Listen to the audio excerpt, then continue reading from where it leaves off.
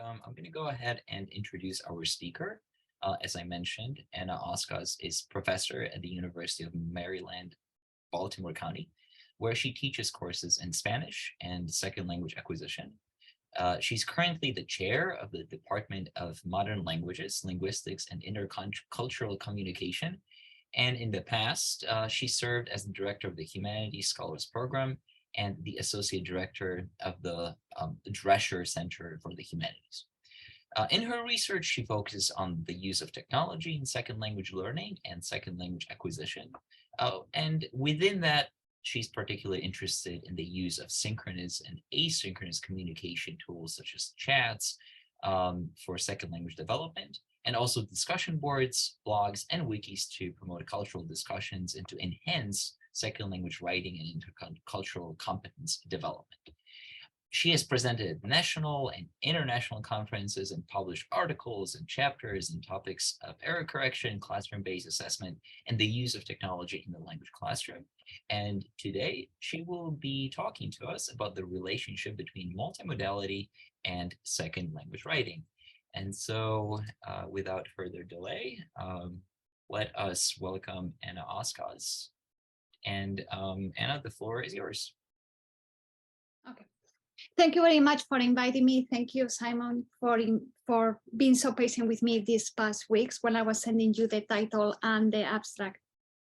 And I'm going to talk with you about multimodality, how multimodality, in particular with the use of digital tools, is befriending heritage language and second language writing.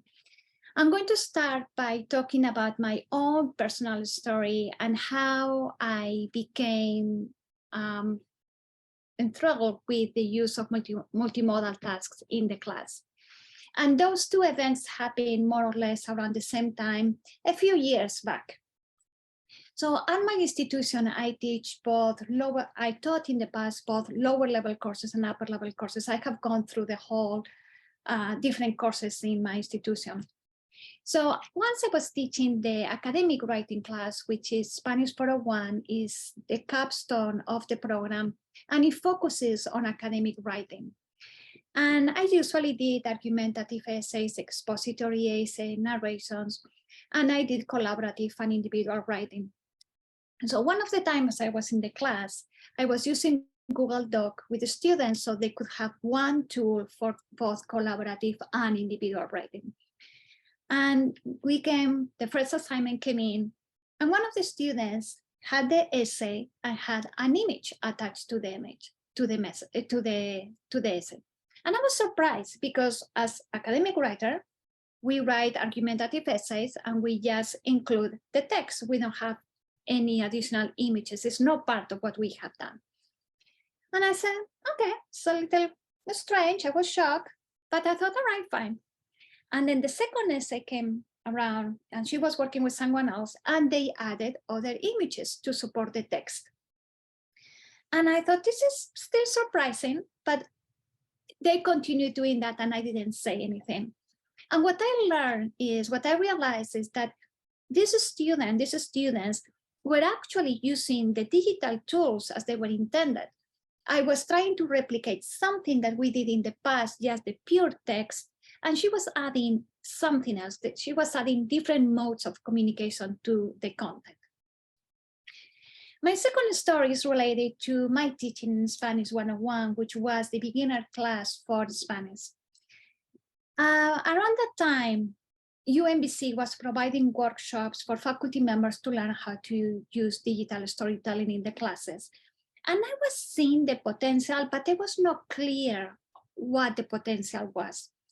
I finally went to one of the workshops. I did my digital story. I worked on the script. I added my images. I added the music, and I created my digital story. And I thought, all right, let me bring this to my class. And I did that in the mini semester that we have in January.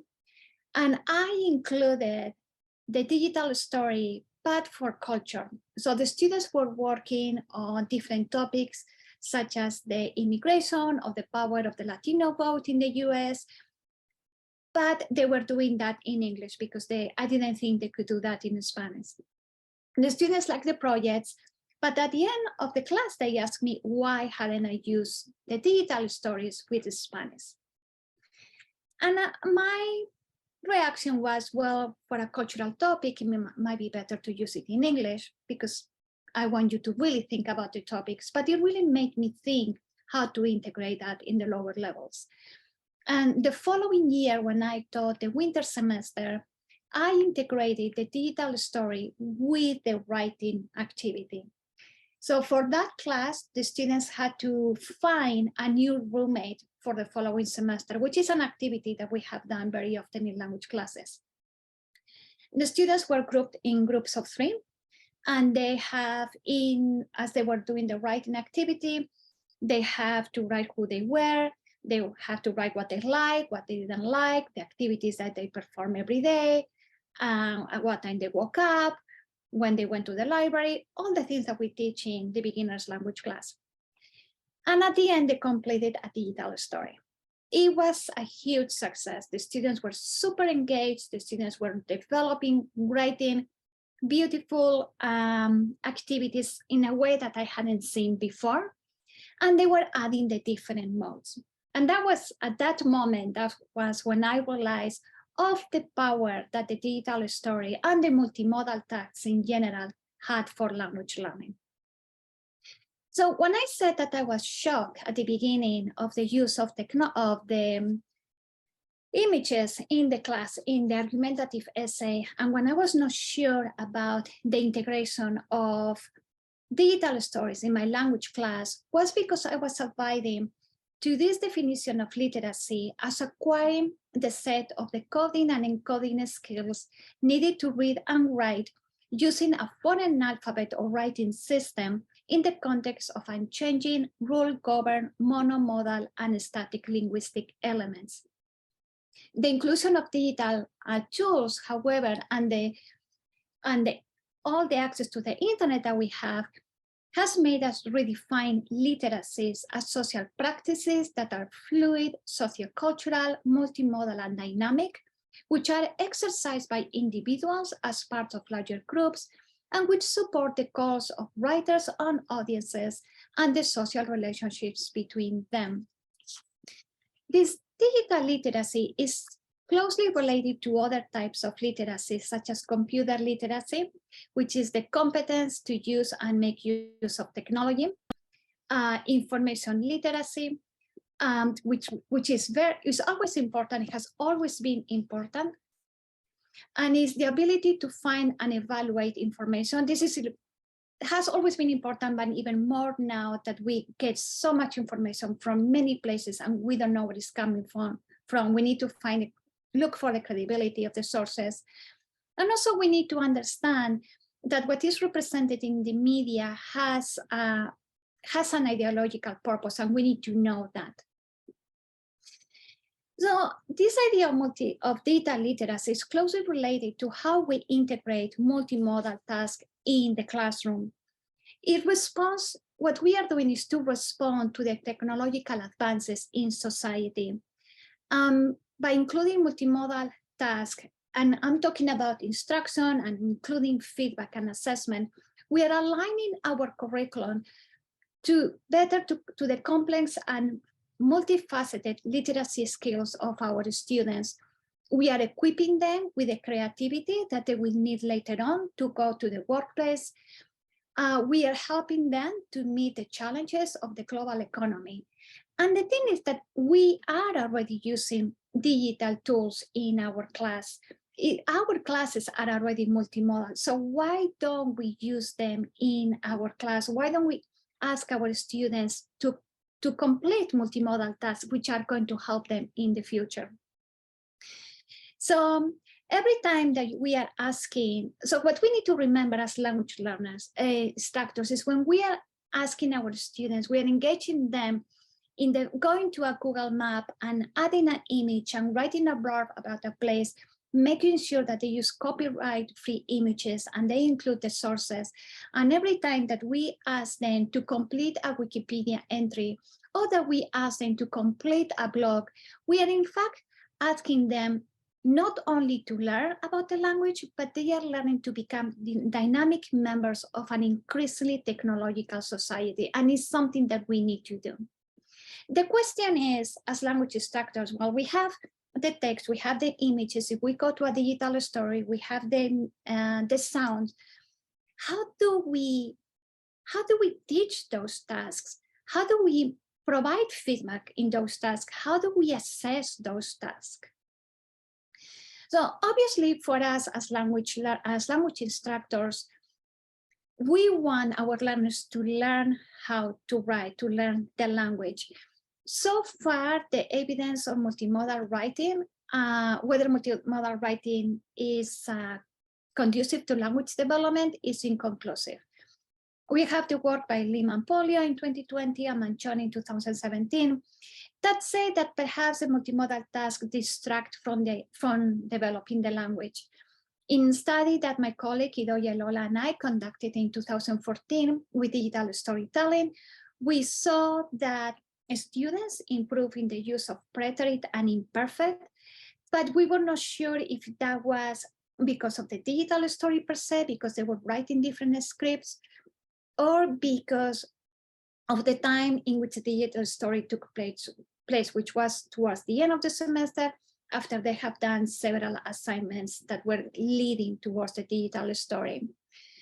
It seems that weak versions, and I'm going to explain that now, are better to facilitate second language development. When we have a multimodal task, we have strong versions and weak versions. Weak versions are those in which the non-linguistic modes have a supporting role for language development, have a supporting role, but are not truly necessary for the meaning to come across. That would be the case of a Wikipedia entry, as we have here. We have a lot of text and we have some images which support the text, which looks good. It helps us see some information about the place, about a person, but the text is really powerful in the Wikipedia entry, or we can see that in the blogs too. The strong version are those in which linguistic modes and non-linguistic modes are equally necessary for communication to create the meaning. We see that in infographics when we have images and we have some text that accompany the images, but the text without the image doesn't work. The image without the text might not work either. And definitely we see also in digital stories when we have different modes of communication. We also need to understand and be aware that the digital tools are bringing new genres to the classroom. We are all familiar with blogging. We read blogs all the time. We might be reading fan fiction. We might actually be involved in fan fiction. When we really like a movie, or when we really like a series or a novel, and we just go to these fan fiction places and we write about a character, or we write a plot that we would like to develop more. We all do texting. We all use WhatsApp or another type of tool. We work on digital stories. Some of us are in Twitter. Podcasts, believe it or not, there is a lot of writing that goes in the podcast. You need to write all the script. And there are other genres that I have not included. What is important is that when we see one of these genres, we know exactly what it is. When we see a blog, we know it is a blog because it has certain linguistic elements and structures and rhetorical components that we recognize. The same with Wikipedia entry. We recognize certain elements. We know that there is an index. We know that we have different languages in which we can read the article. Usually there is a definition of the term. There is also a history. And there are some points that we want to develop. It depends on the type of article, but there's a structure that we recognize as a Wikipedia entry.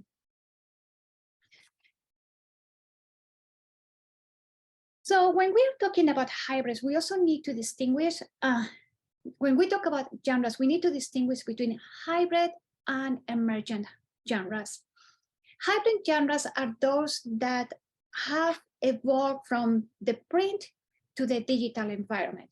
That would be the Wikipedia. The antecedent is the encyclopedia. I'm sure that many of us have gone back in the day. We went to encyclopedias to get information. We have blogs. The antecedent blogs at the beginning, they were travel blogs, and the antecedent would be the online, would be the travel journal that some people wrote. For emerging genres, we have Twitter. And those emerging genres or new genres are those that are only possible, and they didn't exist before, and they are only possible because of technological advances, and that would be the case of Twitter. What is important when we are looking at the different genres is that we need to understand the rhetorical and linguistic characteristics and all the different modes that go with the digital genre. And the difficult part now, I think I said that before, is that at this point, we need to balance the development of the learner's writing skills. And at the same time, we need to work on how we get all the modes together. And we need to provide feedback, and we need to assess that task, that multimodal task. All that can be very taxing for the instructor. Now, how do we go about developing this multimodal ensemble? Social semiotics, here I go to the work of Kress in 2003 and 2009, helps explain the affordances of different modes, and here I'm talking about visual, textual, or aural, and how those modes, either individually or collectively, contribute to the multimodal ensembles. And I'm going to focus mostly in the digital story, which is what I'm going to work on from now on. This synesthetic semiotic takes place with two processes. One of them is transformation, and the other one is transduction. Transformation is when we are working with the different semiotic resources within a particular mode. For example, we have an image. We can make an image smaller to indicate that something is not important anymore, or that something is inexistent. Or we can make the image bigger to emphasize the relevance of that emotion we want to convey. We can play with the colors. Sepia has been used to express nostalgia. Black and white has been used to express sophistication. It can also be used to express boredom. In opposition, we can go from black and white to color to express life. Everything depends on the context. But that's how we can play with the colors and the size of the images. When we are focusing on transduction, we are looking at how we are combining the different modes to create the meaning. How, when I'm including an image in a text, I might be able to delete some of the text, get rid of some of the text, because the meaning is created through the image. So let me show you an example from McKenna in 2020. She asked her students to work on several digital stories. They started by writing a narrative that was going to be the foundation for the script. So in the narrative, and I'm going to translate this, it's my translation, so bear that in mind. And the student said, as I grew up, I learned more about the fear my family faced on a daily basis. It seemed that Dad's uniform changed with the seasons. One day, instead of a blue janitor's outfit clinging to his belly, I found him wearing a dirty yellow t-shirt. He was so sweaty and smelly. So as they are moving to the digital story, to the script of the digital story, as instructors, we can give them feedback, or what Lam in 2018 calls feed forward, which is preemptively telling them how to direct them to be successful in their work. As language teachers, we are going to focus on the language. And the student used cambió, estaba, preterite, imperfect, great use of it. We use a multimodal feedback.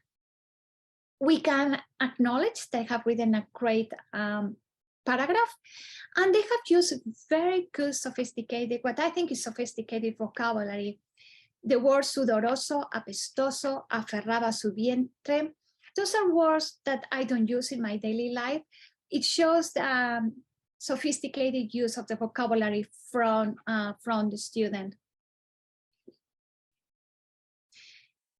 We can also give feedback. Idoia and I have created a series of questions that we can provide the students as they are working on the digital stories, as they are, the feedback that we can provide them.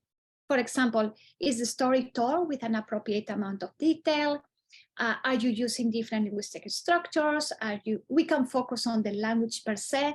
We can also focus on the vocabulary. Is the vocabulary that you are giving us, that you are presenting in your digital story, enriching your story?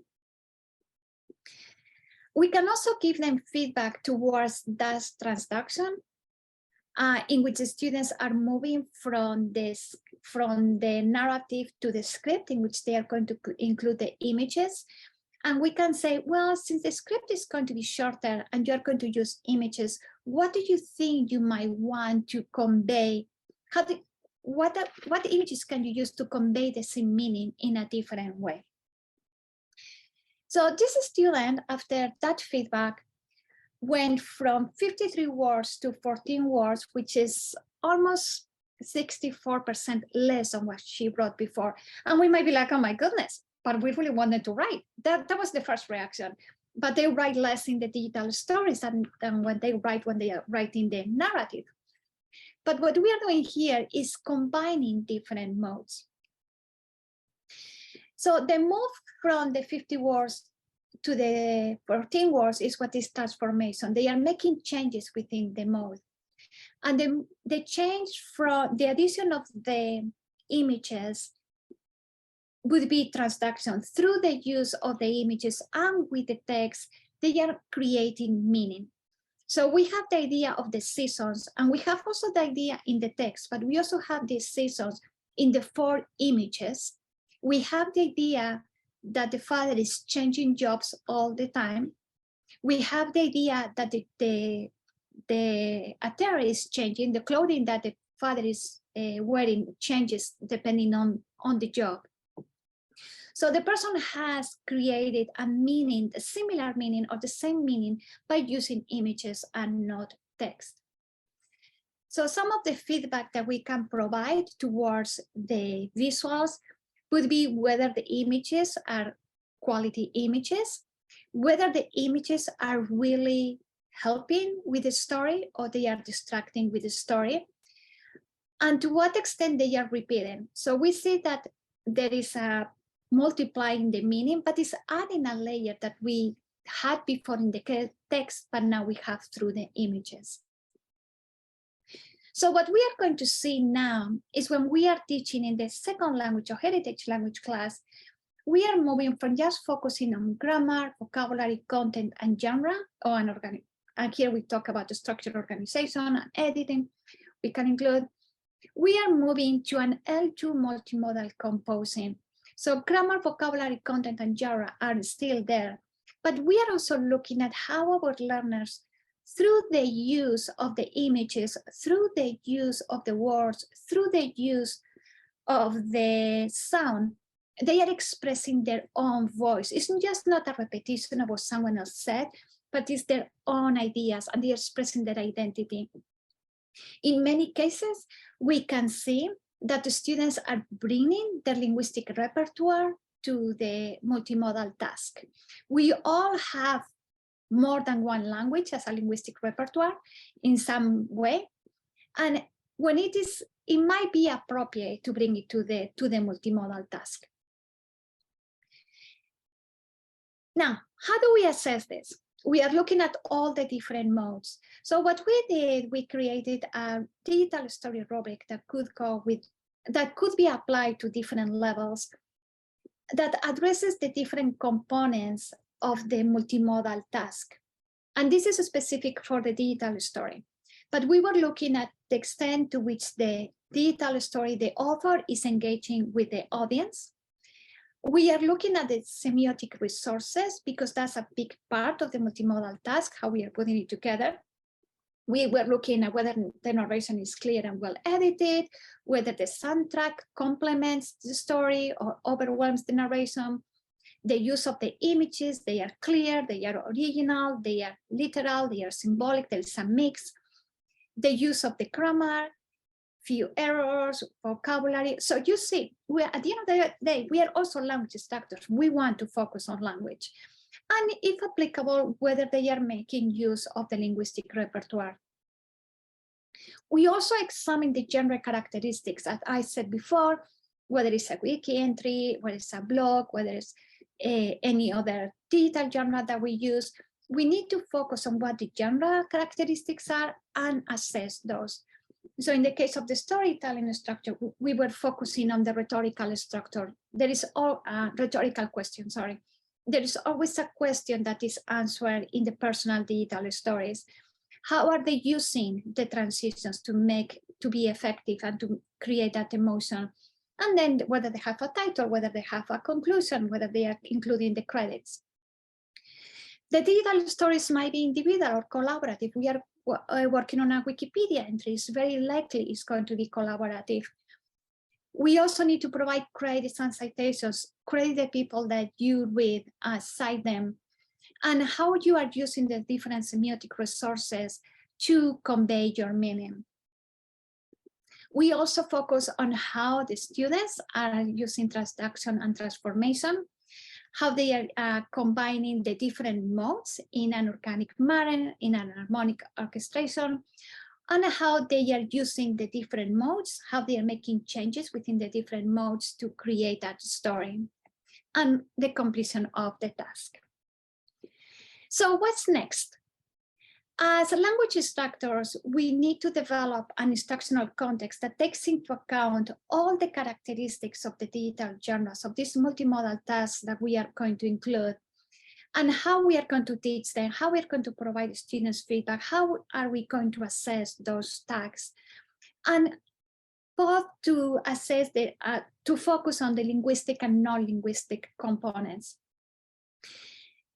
There is a need to be able for us to pay more attention of the digital multimodal representation of academic knowledge.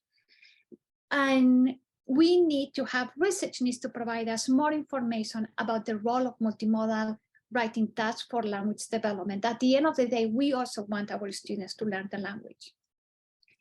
And I'm going to conclude with a quote from one of my students about the digital story. This was one student who at the beginning was not sure about including a digital story in an academic writing class. This was in this 401 class. And he was very good at writing argumentative essays, expository essays, narrations if needed.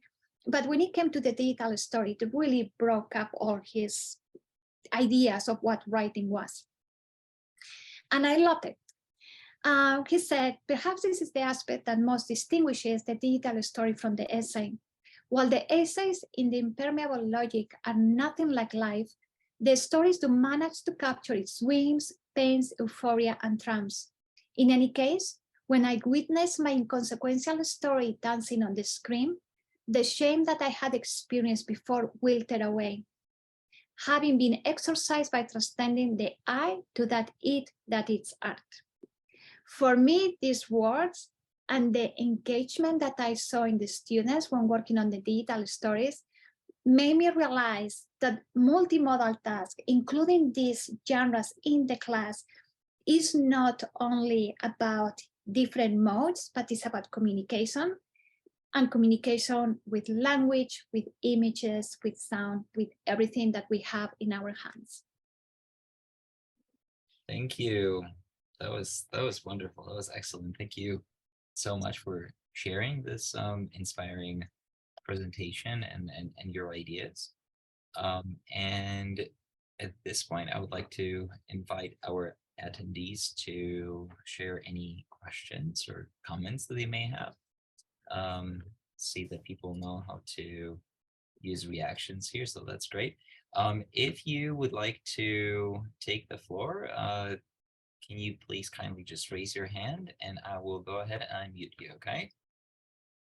I see that Luna, you've already muted yourself. Go ahead. Hi, thank you for such an inspiring presentation. I just have a simple question about the level at which for which you developed the digital storytelling design, course design? I have used digital story in beginners classes and in upper level classes. What I did was to be very clear of what the students could do at each level, mainly in terms of language. So when I used the digital story in my one-on-one class, which was a beginner's class, what we did, we work on, it was part of the writing activity, and the students were working in a wiki of the learning management system that we had. So every day, this was a 3-week course, super intensive. We met 3 days, 3 hours per day. So we were in class, we were learning some content, and I told them, okay, so now you go to the wiki and you need to do, like I get them prompts for the writing. So they need to write 3 sentences. And I took them back to the class the following day. We did some feedback in pairs, the whole class. We kept on learning, and then they had another prompt and they had to keep on adding more information, like revising what they wrote and adding. So it was a constant work of writing on the assignment. They did that individually, and then they put them together. And I said, now you're going to work in groups of 3. So you need to combine your work. I was a little, I didn't know how it was going to work. It worked great. The students just like go together, compile everything together. And from then on, they knew that they had to work on the digital story. So everything was together. So as every day we were learning something new, they were adding more content. So we learned the hours. So they were saying, well, they learned reflexive verbs in Spanish. Me levanto, me acuesto, desayuno, and different verbs, como. So they were saying, I eat at 7, I have breakfast at 7, I have lunch at 1, I go to the library at 3, I like math, I like learning languages, so every day they were writing, and at the end, everything was in the digital story. I see. May I ask a follow-up question? Mm-hmm. I teach an L5, a level, a 5th semester Spanish course, and what they do is, I'm finding it a bit challenging because the project entails doing academic research, working with primary sources and secondary sources, doing a redesign, and then telling a story digitally using a platform. I'm not sure if it's available at Columbia and Princeton, but it's called Story Maps. And it's a platform that allows people to upload, to use videos, to use GIS, to do all sorts of things. So it's more interactive. And one of I think that the projects have been, and I just want to say, I love the fact that you have included in your presentation such a detailed rubric, and I hope I can refer to it for rethinking my course. But one of the questions that I want to ask is, what would you suggest as an approach to be able to satisfy students like the one who you cite at the end of your presentation, who are used to doing intensive academic oriented research, where they're working with concepts, or they're working with history, they're working with image analysis, but then they're also expressing themselves multimodally. In other words, my question is digital story, would you say that digital story can be a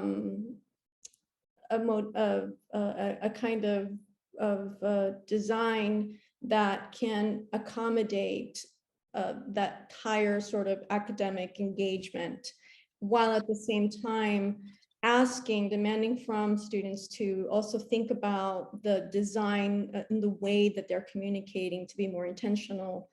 So yeah, that's my question.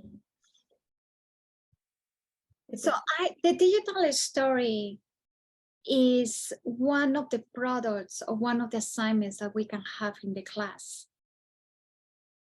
So when I have used digital stories, I have used that as one of the genres that I have taught. So we did argumentative essays, expository essays. So the first time I implemented that in the upper level course, I did narratives, simple narrative, 2 types of narratives, then argumentative essays, expository essays, and then I went to the digital story. I realized that that didn't work. For my purposes, it didn't work. So I changed the syllabus around. I started with the argumentative expository essays, or the other way around. And then I went to the narrative essays. Traditionally, we do teach narration before argumentative and expository essays, but for me, the narration was the foundation for the script of the digital story. That's the way I combine them. And I integrate them in the class. But the idea is that the digital story, even though it was a personal account, it was based on the content of one of the argumentative or the expository essays. So the argumentative and expository essays were that academic work in which students have to think, they have to provide these higher thoughts, and they cite and they look for references, like a really polished work. So they did all that in the class. And the digital story became one of the assignments. Is it something different that the students do in the class? Yes, it is. Can it bring some challenges to students who are not used to this type of writing? It can bring some challenges to the students because it's something new, not because they cannot do it. Once the student said, once I learned how to do it, I really liked it. He really enjoyed doing it. And I had students who, after the class was over, I found them in the language lab fine-tuning their digital stories because they were so involved in it. So everything that is new, it always causes some type of earthquake in the class. Every time that we bring something new, is going to have some type of reaction, either positive or not so positive reaction. But at the same time, we are giving the students the tools that they need later on to perform in their life. Maybe they want to do digital stories, but the idea of combining different modes, it will might help them later on somewhere else. Did I answer your question? Yes. Okay. Thank you. Thank you. I think Stefan, you're next here. Thanks, Simon. Thanks, Anna. Great talk. Much appreciated. You may have covered part of this question already. If you have, just feel free to ignore it. But I was wondering, as we move into the post-COVID era, do you find that there's a greater inclination on the part of either the students or the instructor to embrace multimodal approaches to writing? Or is this something that they're pushing back against? That's a very good question, and I don't know if I have a good answer. That's a very good question. I don't think I have an answer. Okay, sorry. But no, we can all think about it. Anyone wants to chime in? What do you think? Earn your money at Columbia. I have a question that maybe related. I'm not really sure. Anna. So in your in the way that you consider multimodality in writing, right, and self-expression, have you tried doing that sort of outside of the narration, right, and storytelling? So what I mean by that, like, have you thought about doing some of it for synchronous or asynchronous interpersonal communication with things like memes or GIFs, which apparently are no longer cool, and see how that would work, right? Because I would imagine there would be differences between how things are, or how our students communicate in English using non-textual cues, and let's say in Spanish, right? So I was wondering if you can maybe comment on that. Can you repeat the question again? So have you done any multimodal writing, either synchronously or asynchronously, in genres that are not storytelling based? No, I have not. when you started the question, I thought you were going to go somewhere else, whether I had done storytelling that was no personalist. And that's what I call a little lost, whether I had done storytellings with no personal stories. We could do storytelling with other topics. There is one professor at UMBC who students were writing about samurais. It was in a history class. But no, I haven't, going back to your questions, I haven't done any type of storytelling that was not the way I have done it. Okay, thank you. Going back to Stephanie's question, whether we are going to have more multimodal tasks, there is a level, I find with the students, there is a level of training that needs to be done to be able to include multimodal tasks for writing in the class. It can be done online, but that training has to be there. It's not that just because the students are good with technology, they will be able to do that without any guidance. So whether it is in the class or online or in hybrid courses, that training will have to be there.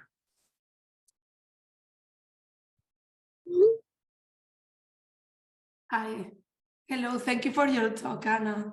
It was a pleasure. I haven't tried storytelling, but I do use memes, or I like the I'm exploring multimodality, in the classroom, in very short or specific activities. And I was thinking, what you are saying, don't you think that sometimes the students know more than us as teachers? I'm talking what you are saying, like, I just tell them, like, can you create a poster? And they use images way better than me with PowerPoint. And I agree. And the older I get, the better people use stuff than I do. I totally agree with you. But we have to distinguish between being able to use images and use them for academic purposes or for learning purposes. And that's I think what we're getting.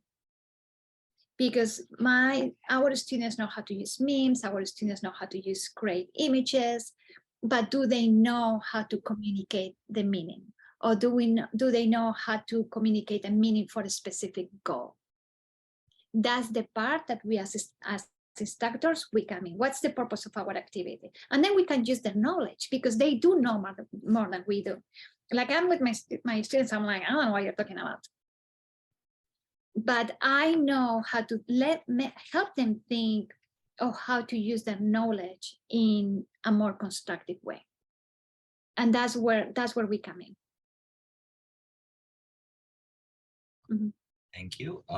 Maria, I think you're next. Thank you. Okay. So thank you, Anna, for your talk. It was very inspiring, and I would like to know more.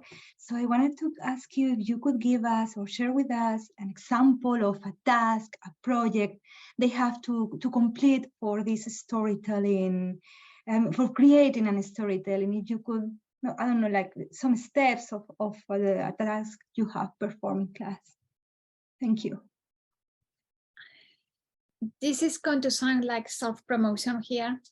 There is an article in Calico Journal, and I think it's from 2016, where my colleague Idoia and I give the steps that you can follow when you write a digital story.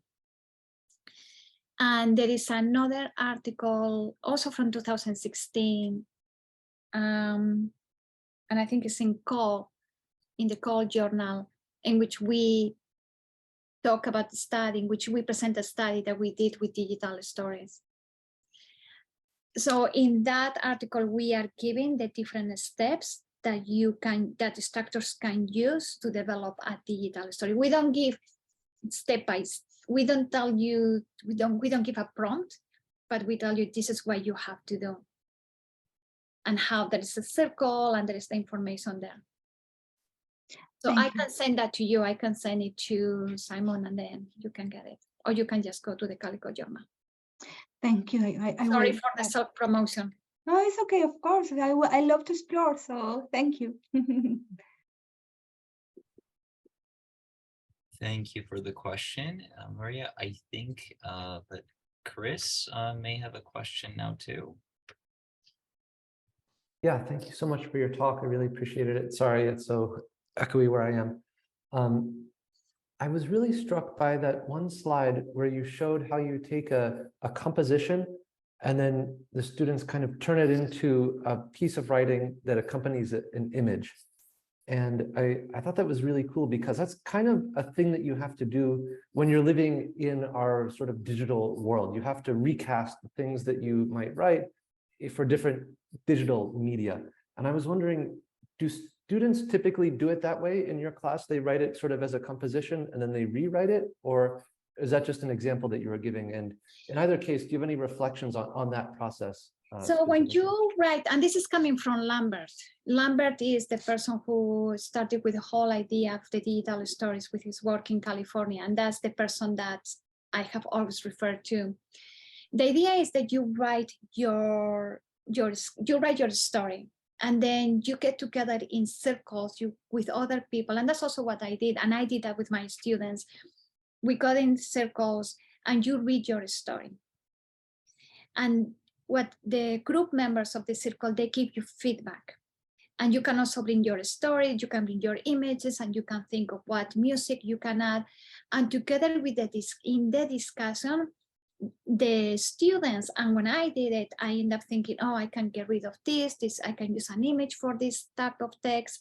And that's how it works. There is a lot of feedback that comes from the circle, from the classmates, from the group that you are working with. Gotcha. Yeah, thank you. But that's a very good question, because the script, and that's what I changed the syllabus in my class, because I wanted before I started with the narration and then I have the more academic, the argumentative and expository essays, and went back to the digital story. The script of the story goes very well with the narration, narratives essays. So I use the narrative essay as a way for the learners to think of their story. And then it's like, okay, let's think of the script. And by reading the narrative, they could think of two other classmates and they could think of the script and what images they were going to use. Something I did with my students, I told them from the beginning, we were going to work on the digital story. So every time that we were working on an essay, and the digital story was going to be based on one of the argumentative or expository essays. So every time that we work on an essay, they had to discuss the topic first, and they had to upload pictures to a bank. So we created a bank of pictures. By the time we got to the argument, to the digital story, to the script, they had this bank of images that they could use. So it was not left everything to the end. We were working on it from the very beginning. It was a slow process. So they had this bank of images, which they use or they didn't use, but at least they had something to start with. So that's how you evolve from the script from the narration to the script. What it kind of reminded me of is, so for our Language Resource Center podcast, for each episode, we sort of write a little text for Twitter, and then for YouTube, and then for each social media, each genre has its own need. So I think that the process of thinking about the needs of a specific genre and reconceptualizing your message for each of those is actually a really valuable one when you're learning a second language. So I thought that was really cool. That's a perfect example of what you said, of being aware of the genre and how you need to write differently for each genre. That's beautiful. Thank you. Yeah, that's the best way I could have explained it, like how you write differently depending on the platform you are using.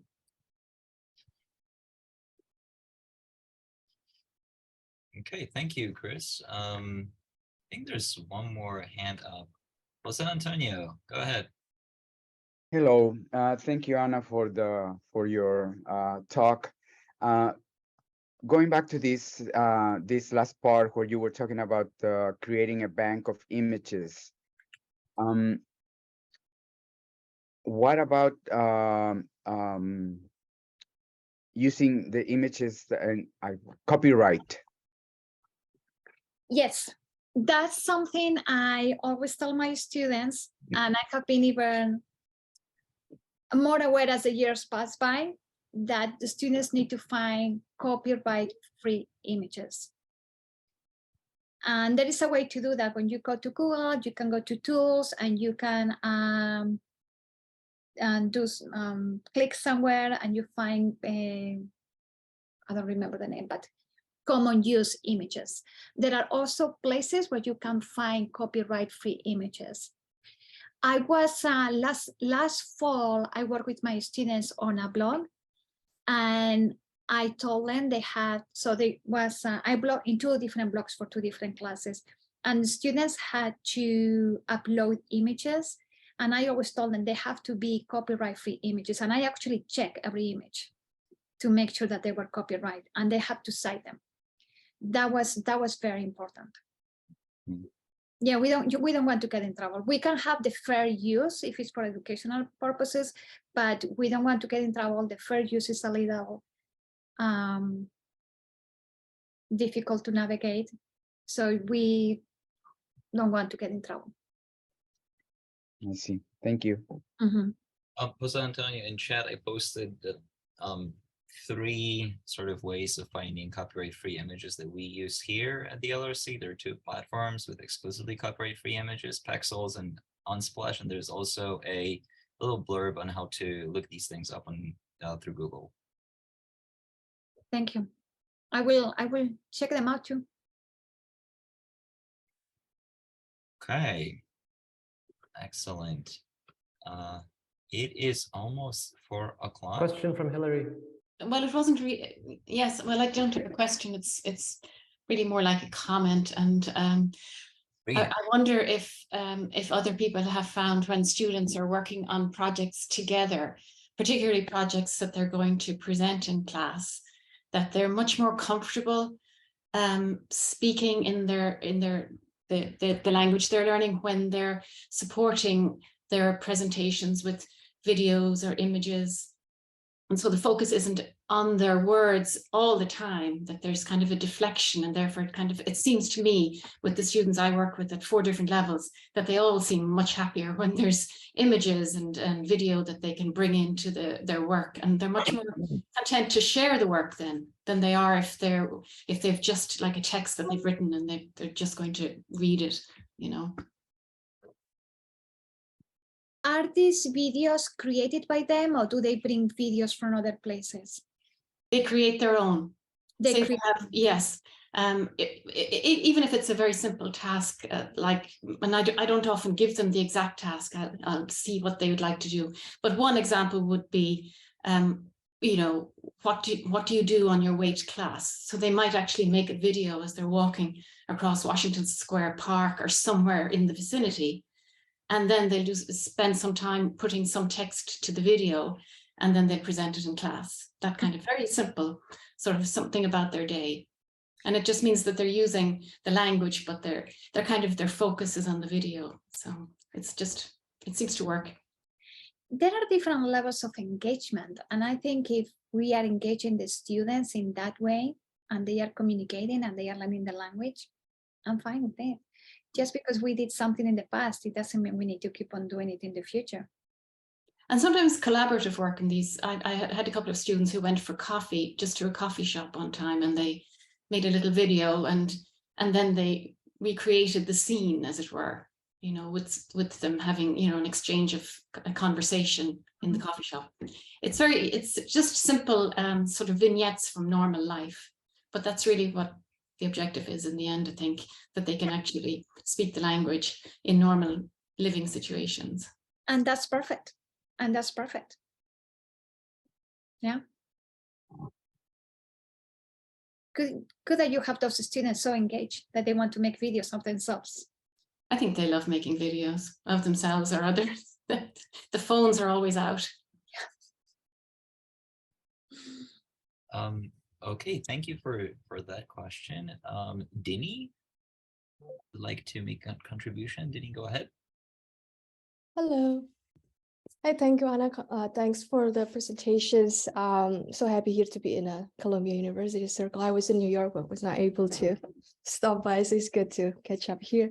My questions is I want to ask you if you can speak more about the idea of enhancing and enrich the story, because that we talk about so far is about the use of the images, but I think it has to do a lot with the idea of training the students as well, not just about writing, right? You mentioned about that training is crucial. So when we do this, if you can speak more a little bit about that part of the trainings and the idea about from the instructor communicating about enhancing and enriching the story by the means of this platform, or multimodality of it. And I glanced a little bit quickly from the rubrics from the presentation, something about the audio and the images is also part of the rubric, whether the image is clear or not clear enough, and the audio, whether that audio will overwhelm the narrative or something.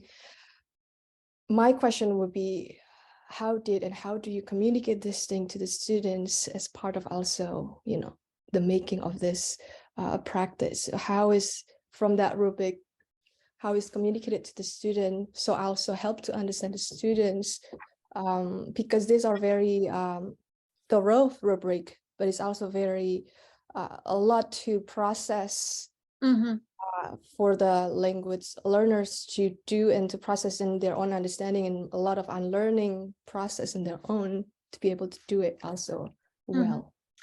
Thank you. One of the things that we have to do as language instructor is to provide them the rubric. When they start working on the assignment, we provide them the rubric. So in that rubric, they see all the elements that are included in the assignment. And we have emphasized all what we thought it was important for the digital story, What I'm going to say is that, as I mentioned before, 2 years ago, we had a rubric. Now we have another rubric. In 2 years' time, we may have another rubric as we keep on learning and working with digital stories. What we are emphasizing too is the idea of working with, as the students are working on the digital story, is to provide them feedback all the time, or what LAM calls feed forward. And you might have noticed that at some point I had some additional questions that were focused on the images, so we're focusing on the transformation or transduction, not just the punctual feedback, but some questions. The idea would be to give those questions as the students are working on the digital story, so they can focus on the different modes. They can focus on the language, they can focus on the images, they can focus on the narration, they can focus on how they are combining the different modes, how they are working within a mode. So they understand, or they see that everything is important. And that would be an activity that you would be doing in the class. That wouldn't be a secondary aspect. That would be an integral part of the development of the digital story as you are working on it in the class. Did I answer your question? Yes, very much so, the importance of the feedbacks. If you can talk about, so you mentioned that would be also when the student also working on it. Yes.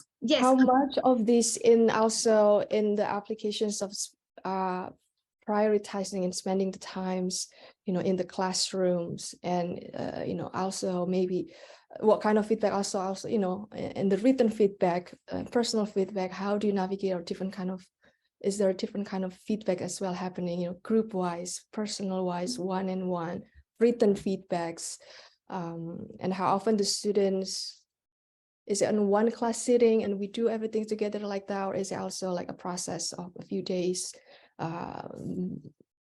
Usually working on a digital story is a process.